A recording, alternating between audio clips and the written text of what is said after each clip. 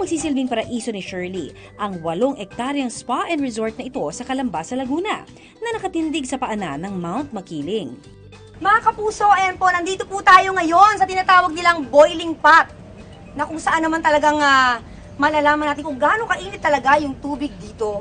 And as you see, may hawak ko ditong pangsukat ng, pang-gauge natin ng temperature niya kung gaano kainit.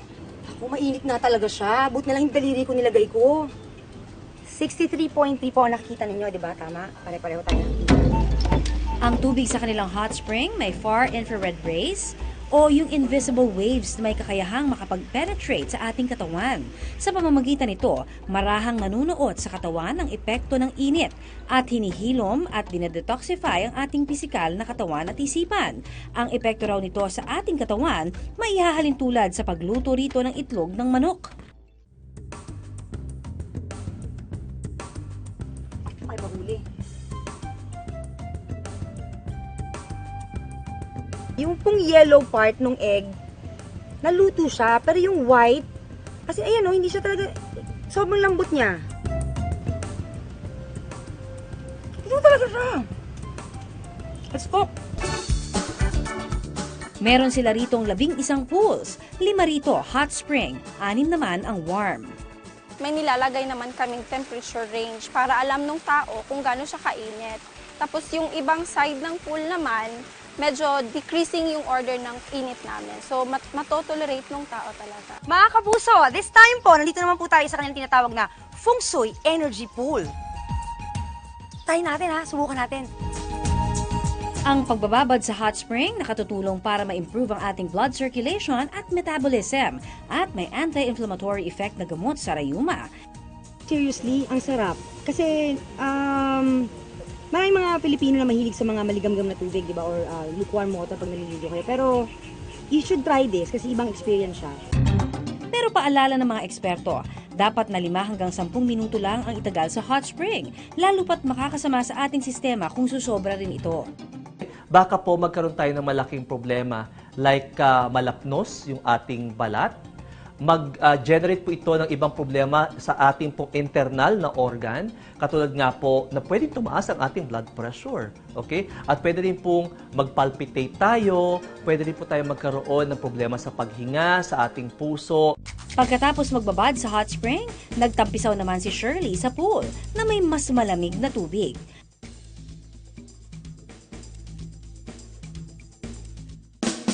Makalipas ang relaxing hot spring experience, ang sunod namang ginawa ni Shirley, paglantak ng mga maaanghang na Korean food na perfect din kainin pag malamig ang panahon. Kita nyo naman, meron tayong kimchi, meron tayong kimchi soup. Paborito ko po ito dahil ito, pampainit lalo ng katawan. And it's good for our body. So, kain na! Okay, kain na natin.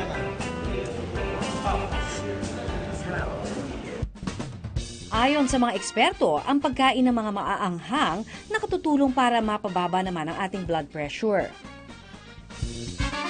Healthy food, healthy way to relax. So, what more can you ask for? Ngayong makulimlim ang panahon, huwag magmukmok dahil may paraan pa rin para ma-enjoy ang ganda ng kalikasan nang hindi sinasaalang-alang ang kalusugan. May mga panahon na sadyang nasasagad tayo dahil sa sobrang stress at pagod. Para malabanan ng stress na yan, kailangan din syempre mag-break. Dito sa Mahayhay, Laguna, may isang organic farm na maaari niyong puntahan for a relaxing and healthy retreat. Lilibutin ito ng ating kapuso na si Patani. Hi, it's me, Patani. Hanap niyo ba ay perfect getaway mula sa stress ng inyong mga buhay? Tamang-tama ang farm na ito. Kasi nga, ang farm na ito ay hindi lamang ordinaryong farm. Ito ay isang leisure farm. Ibig sabihin, marami po tayo mga healthy activities na pwedeng gawin dito. So, ano pang hinihintay nyo? Tara na at samahan nyo akong mag-explore! Ang farm na ito ang isa sa pinakamalaking producer ng organic high-value vegetables at meat sa bansa. Ang Costales Nature Farms po ay isang organic farm kung saan nagpo-produce kami ng mga gulay, karne, at saka mga prutas na kung saan ay hindi ginagamitan ng artificial na chemical, na pataba, at saka po mga nakalalasong pestisidyo. Ang pinakasikat po sa lahat ng tour packages namin ay yung tinatawag na Lakbay Araw Tour. Ito po ay 3 oras na pagpasyal dito sa farm na kung saan ay matututunan nila kung paano ang pagtatanim at pagpuproduce ng pagkain sa pamamagitan ng organic agriculture. Thank you! Ayan. Nakaka-relax talaga pag nagtatanim.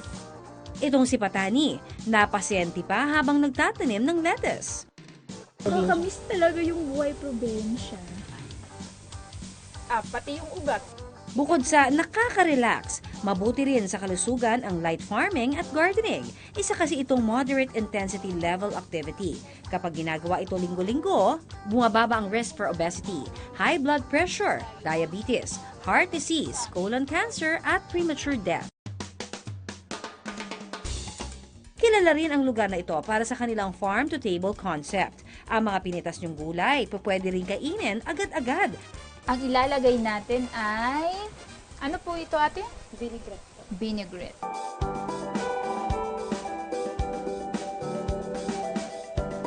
Ready na ang salad ala Patani. First time kong titikman tong bulaklak na to. Actually, halaman to sa amin eh. Pwede. Masarap siya. Masarap kainin yung pinaghirapan. Kaya dapat talaga maubos ko to. Mas mainam talaga na makain ang gulay habang fresh pa ito. Pero kung hindi ito agad-agad makakain, hetong ilang tips para mapanatili ang freshness ng inyong mga gulay. Ibabad ang gulay sa isang palanggana ng tubig na may yelo. Nakatutulong ang lamig para mapanatili ang moisture ng gulay. Pagkahango, ilagay ang gulay sa brown paper bag para hindi agad mag-evaporate ang tubig.